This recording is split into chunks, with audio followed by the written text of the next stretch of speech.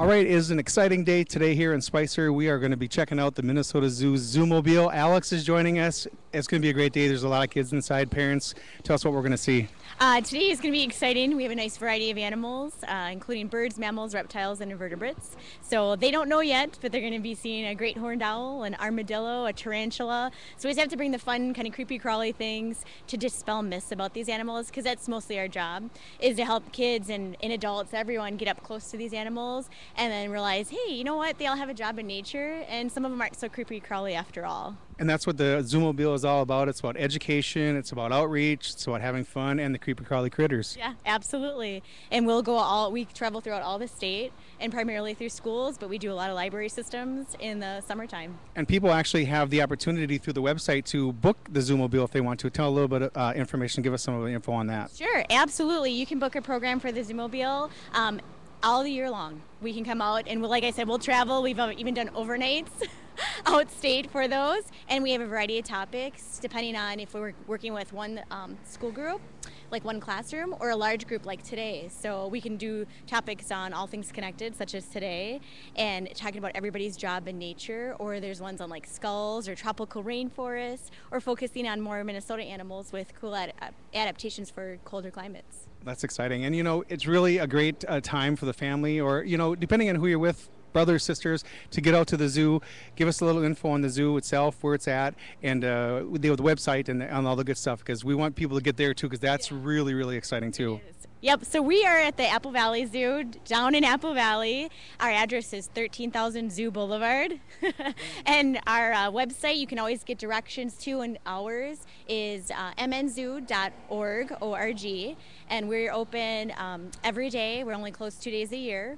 So open all season long, even in the winter time. And so come on down, check us out. Right now this summer we have our new dinosaur exhibit, which is a lot of fun.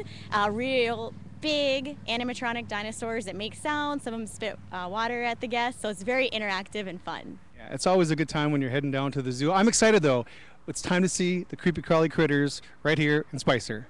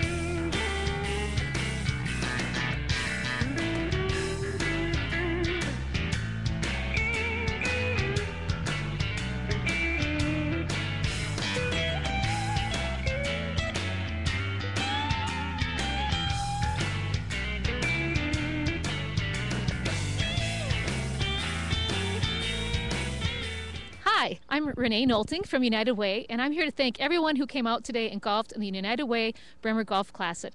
Thanks to all the golfers and the sponsors, we have raised over $20,000 for United Way programming, and especially the Imagination Library, which is getting books in the hands of over 2,100 children in our region. Thank you to everyone who came out today, and what a great day for golf. Thank you.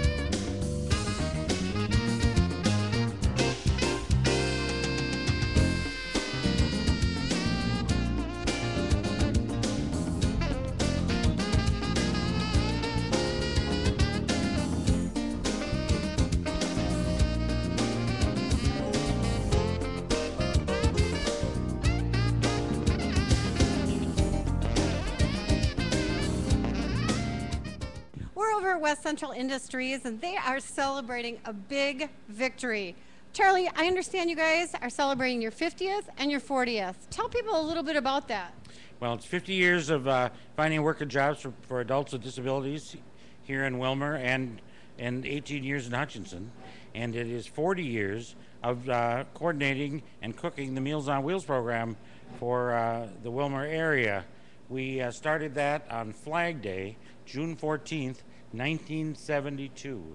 And we are just with a partnership with 13 area churches and some service clubs and businesses. We're still going strong after 40 years. And in fact, we're up to 11 or 12 routes some days, depending on how many people we have. Well, we're going to talk to Warren in just a second, who runs the kitchen, but I understand that West Central Industries has a theme this year for the celebration. Can you tell people what the theme is and why there are doors in your front yard? Opening doors and building better lives. That's what we do, both with work and with the Meals on Wheels program, which is, like you say, that's really Warren's deal. But for 50 years, we've been finding work and jobs for people that, for one reason or another, had a hard time doing that on their own.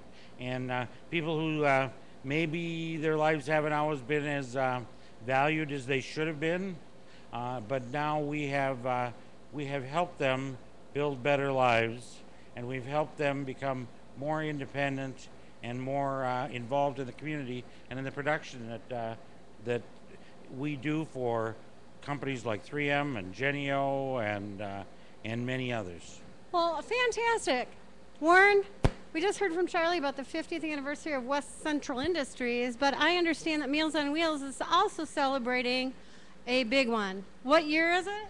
It's 40 years that we've been celebrating, and like Charlie said, it started on Flag Day, so we're having our open house on Flag Day today. So, yes. And how many meals do you guys serve, and what happens when it's 4th of July or we have a blizzard? Do people still get meals, and why is this program important to the community? Yeah, we serve 6 days a week. Most Meals on Wheels program only go 5 days, but we also do Saturday. And if they need a meal on Sunday, we either send them a sack lunch or a frozen meal. So they are available 7 days a week. And we also have one person right now that's getting them for lunch and a frozen meal for supper. We do take a couple days off during the year. We 4th of July and Christmas, Thanksgiving, and then this upcoming Wilmer Fest. Just because the traffic's so bad, we don't want our volunteers out there trying to get through the parade and stuff. So if we do that, then we send out a frozen meal the day before, so they are still covered. And why would someone need a Meals on Wheels? I mean, I understand that people get elderly and they can't cook for themselves, or they don't want to cook for themselves, or what are the main reasons that people get Meals on Wheels? Several different reasons. Some of them just like to get a balanced, nutritious meal once a day provided for them. We have all kinds of clients. We have people that live in their own homes, live there a long time, and because their ability to cook, and sometimes it's just not fun cooking for two, so they get meals, or if it's just one there, you don't want to cook for yourself, so they get the meal, plus we have our volunteers that get to give them a safety check, make sure they're doing okay each day, and then, yeah. And there are lots of volunteers. We want to encourage everybody out there to think about volunteering. It's just an hour, right, to deliver meals? Yeah, usually we try to keep the routes down to 8 to 10 people drops each day, and then usually you can do it in an hour. We have some businesses that are doing it on their lunch hour, so we like to get them in and out so they can get back to work. And it's fun. You get to meet people. Well, yes, and I'd like to add to what Warren said. Nowadays, people are living longer, people are staying in their homes longer, and families are spread out. So we have to take care of our neighbors because our relatives might be 2 or 3 towns away. So that's really what makes it work. And people that live alone just plain don't cook for themselves in a nutritious way, and then they get malnutrition, and then their health goes downhill, and people think that there's more going on, but really the underlying issue is poor nutrition. Yeah. And plus, as you said, it's a daily safety check. Are you okay? Are you awake? Are you alert? It's just a wonderful way to do something important for your fellow man. In my opinion, it defines unconditional love. Definitely love delivered, Meals on Wheels. We want to encourage everybody to give an hour to Meals on Wheels, to deliver meals to people who need a hot meal and a safety check and a friendly face. We want to encourage everybody to check out West Central Industries for their 50th, their Opening Doors program, and their art out in the boulevard. We want to encourage everybody to consider giving back to their community and being a part of this very active community. And I also want people to know that besides the work we do here or at the recycling center, we also have employees working at over 100 businesses throughout the Willmar area. And we couldn't make this work for people without all the support of all the small businesses stretched up and down First Street and up and down Litchfield Avenue that are providing entry-level work for the folks that come to us for some help. And that's one of the neat things that the Meals on Wheels kitchen does, is it trains about 7 people how to work at a commercial kitchen on an ongoing basis. So it's all about doing good for your fellow man and opening doors and building better lives. Excellent. I couldn't have said it better myself. Thank you, Charlie Oakes. Thank you, Warren Sundstrom. Thank you, West Central Industries. You're watching the Do You Know Show, and we're moving on.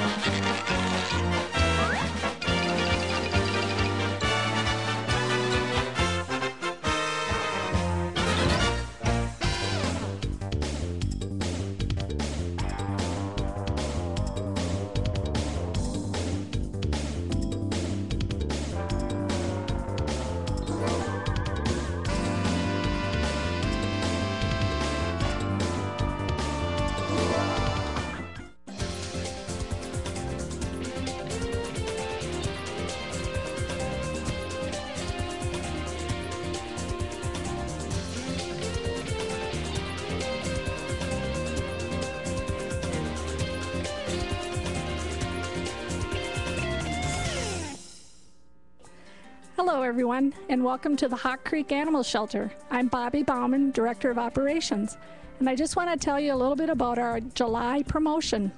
For the month of July, all our adult dogs, 8 months and over, will be $100 plus tax. That adoption fee includes the animal that has been spayed or neutered, vaccinated, dewormed, checked for heartworm, and microchipped. So come on out and take a look and see if you can take home your next best friend.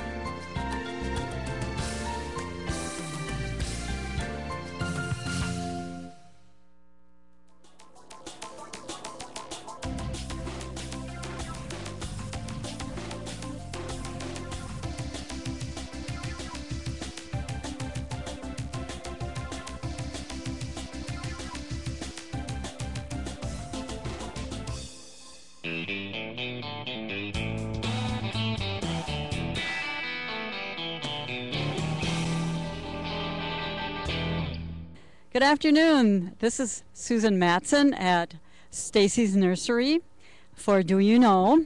And we're going to be talking to Angela Flattable about hydrangeas, and then we'll look a little bit at some of the roses that are blooming right now, and we'll finish up with some of the pests that we've had some questions about.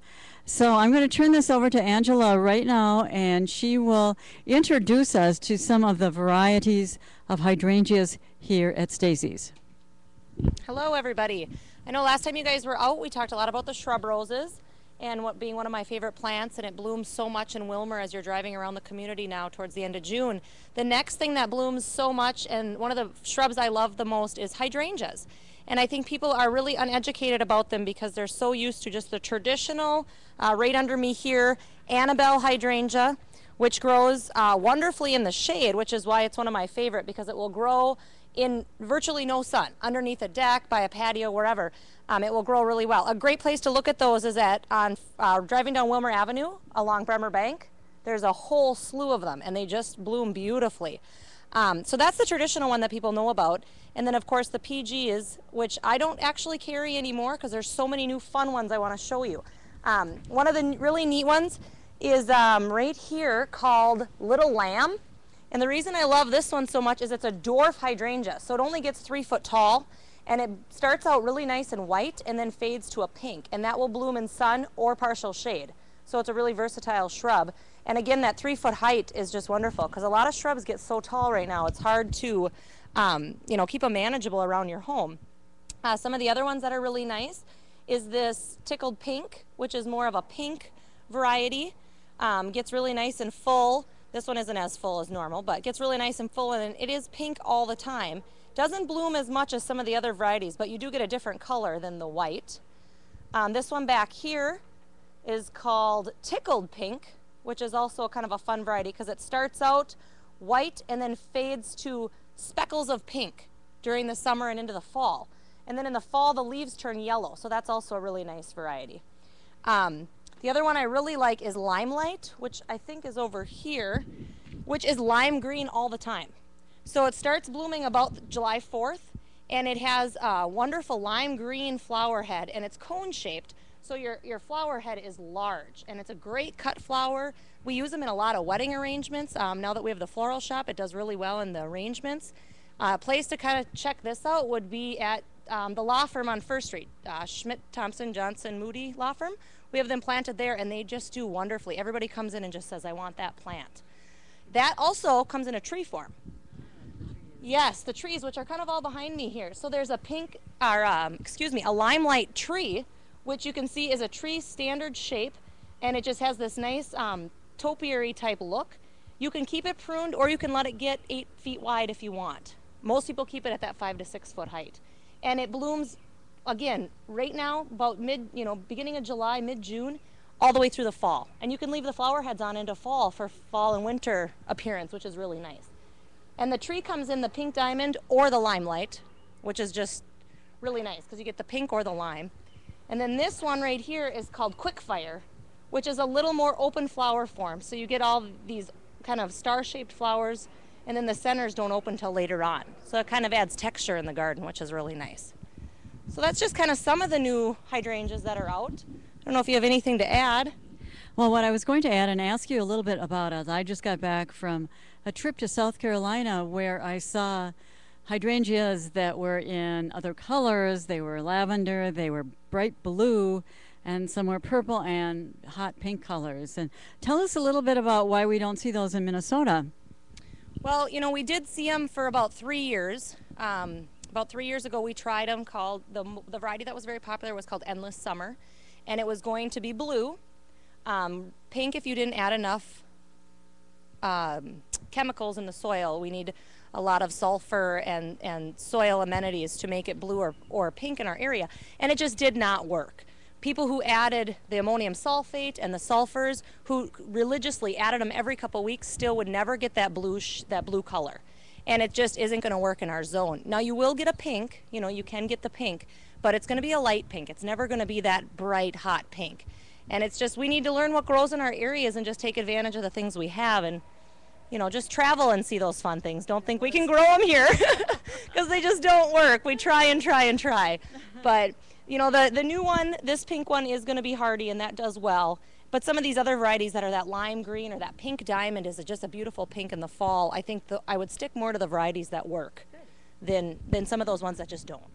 Well, I know that we've had quite a few questions at the Master Gardener information line about some of the local pests that have come out in our gardens. And I don't know if this is because we have an early spring. Was it possible that we have more insects around, or are they just a different insect that is attacking plants right now? One of the most common insects that we are seeing here at the nursery and people bringing in is slugs, which is a common insect that we always see here in Minnesota. I don't know if it's more popular this year or not, but they are attacking hostas. Is one of the biggest things they attack. And you'll notice them when you have little holes in your hostas. A lot of people kept calling and thinking it was hail, and it was actually slugs. And they come out at night, so you don't see them during the day when you're out in your garden. We have slug bait here at the nursery. You just sprinkle around the plants. That kind of smells and makes them go away. It's not poisonous for pets or kids or anything. Some people put bowls of beer around their hostas. I think it's a waste of good beer, but some people, that's fine. And the slugs will actually crawl in the beer, and then they'll just drown themselves to death. So a couple things you can do for them. We're seeing some new pests on potatoes. I had a couple calls this morning about pests on potato plants. And, just using any sort of all-purpose insecticide. It seems like the leaf hoppers are kind of bad this year. And there's a lot of insecticides out there that are organic if you choose that will work really well on your plants. I don't know if we're seeing any other problems that you can think of. Are you, Susan? I haven't heard of any right now, but I'm sure something will come up between now and the end of August. Oh, yes. But just want to thank Angela for being with us on Do You Know? And join the Master Gardeners at the Becker Market on Thursday afternoons, late afternoon. We have a information table there where someone will be there to answer your questions, look at your problems, your plant problems. And also, you can call the information line at KWLM on Saturday morning at 9 o'clock. Thank you very much for being part of Do You Know?